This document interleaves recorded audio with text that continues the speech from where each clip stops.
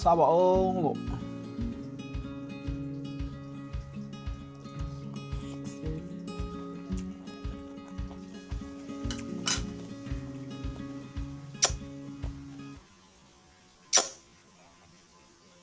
Alright, that's alright.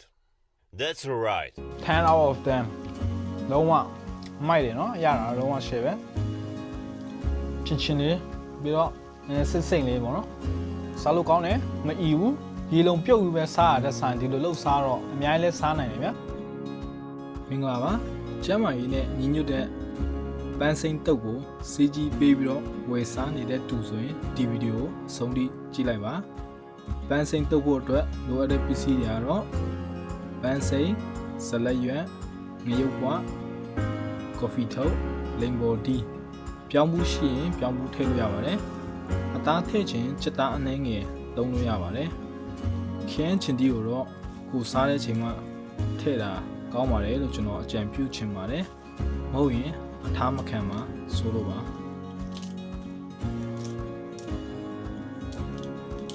ရေဆေးမယ်ဒါလည်းအကုန်လုံးရေဆေးအောင်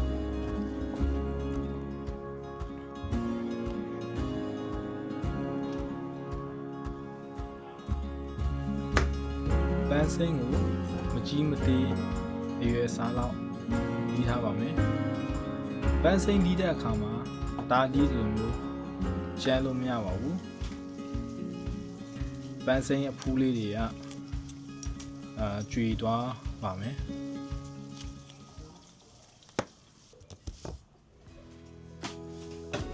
ရေနဲ့ရွက်တွေအတီးတွေအကုန်လုံးကိုတန့်စင်အောင်စေးထားပါမယ်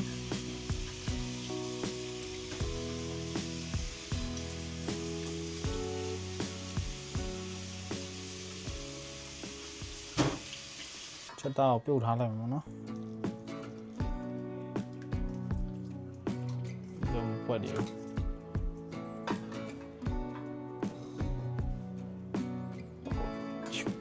ပြုတ်ရချင်ရင်စားနေငယ်လေးထည့်ပြလိုက်အကြိုက်တော့ပြုတ်ဆရာမလို့ခဏလေးအားလေးပြန်ဆယ်လို့ရတယ်ကြိုက်ပြုတ်နေဟွာတော့လေ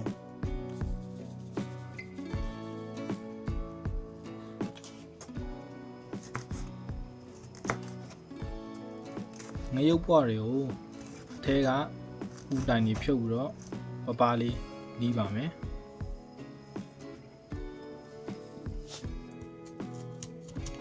ကော်ဖီထုပ်ကိုလည်းထိုနည်းလည်းကောင်းပဲပေါ့နော်ပပလေးလီးထားပါမယ်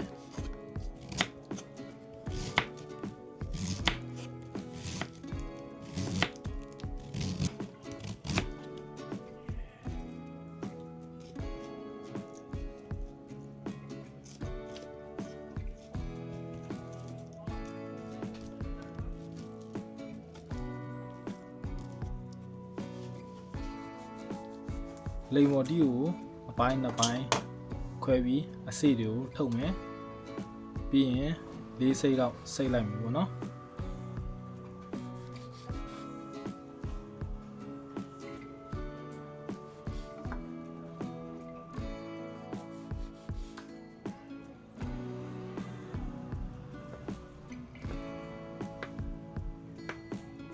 ပြုတ်ပြီးသား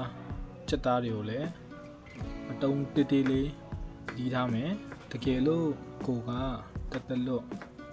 စားတဲ့သူဆိုရင်အသားတွေမထည့်လဲရပါတယ်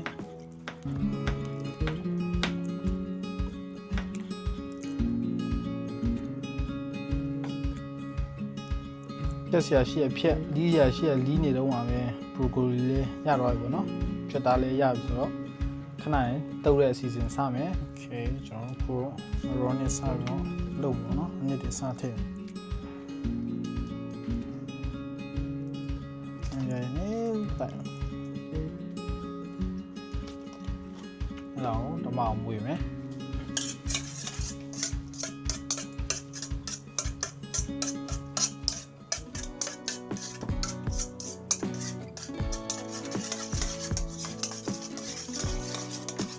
ဆိုင်ချုံမနေငယ်ထည့်မယ်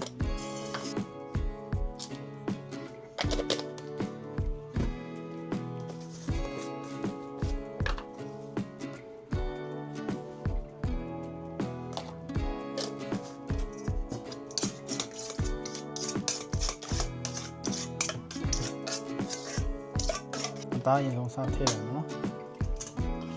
ဒါထည့်မယ်ပြီးရင် broccoli ထည့်မယ်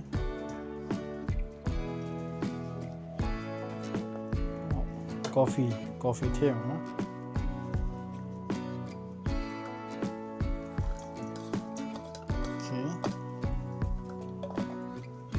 then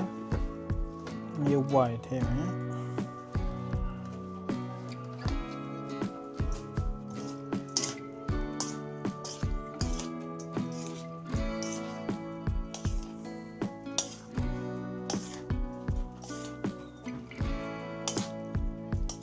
ပြင်တမောက်ပြလိုက်မယ်နော်ကောင်းတယ်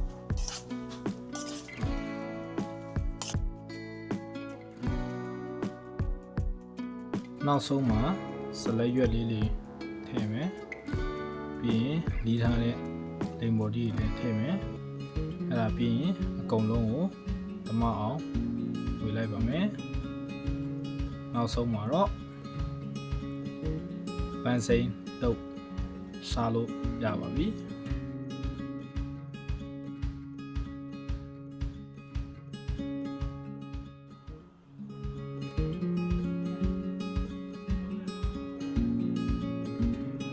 နောက်ဆုံးတော့ broccoli တုပ်လေးရပြီပေါ့နော်လုပ်ရလဲလွယ်ကူတယ်ပြီးတော့ကျန်းမာရေးနဲ့လည်းညီညွတ်တယ် tension လက်ဆက်မှုလည်းရှိရဲဆိုတော့ try ကြည့်မယ်အရတာစားပါအောင်လို့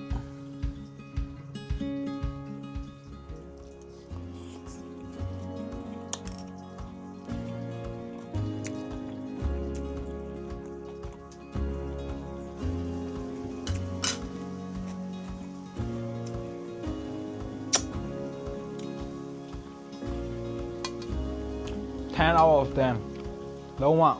မိုက်တယ်เนาะရတာလုံးဝ share ပဲချင်းလေးပြီးတော့စစ်စိမ့်လေးပေါ့နော်စားလို့ကောင်းတယ်မအီဘူးပြီးတော့ဘယ်လိုပြောမလဲရေလုံးပြုတ်ပြီးပဲစားရတဲ့ဆိုင်ဒီလိုလှုပ်စားတော့အများကြီးလဲစားနိုင်တယ်ဗျာဒါကတော့ကျွန်တော်တို့ micro nutrient အတွက်ဆိုတော့ကျွန်တော် vitamin တက်တွေအများကြီးပါတယ်ပြီးရင်ကျွန်တော် protein အတွက်အသားလေးနည်းနည်းလေးသုံးထားတယ်ပေါ့နော်ဒီမှာကျွန်တော်ကprotein ကိုအဓိက target ထားတာမဟုတ်တဲ့အတွက်အသားနည်းနည်းပဲထည့်တုံးတယ်ဘာလို့ဆို protein ကိုကျွန်တော်စက်သားတီးတက်လှုပ်စားလို့ရဆိုတော့နည်းနည်းပဲထည့်တယ်အဓိကတော့အရွက်တွေပေါ့နော်အရွက်တွေအတီးတွေအဓိကထည့်တယ် orange နဲ့မျိုး1နဲ့စားပါဦး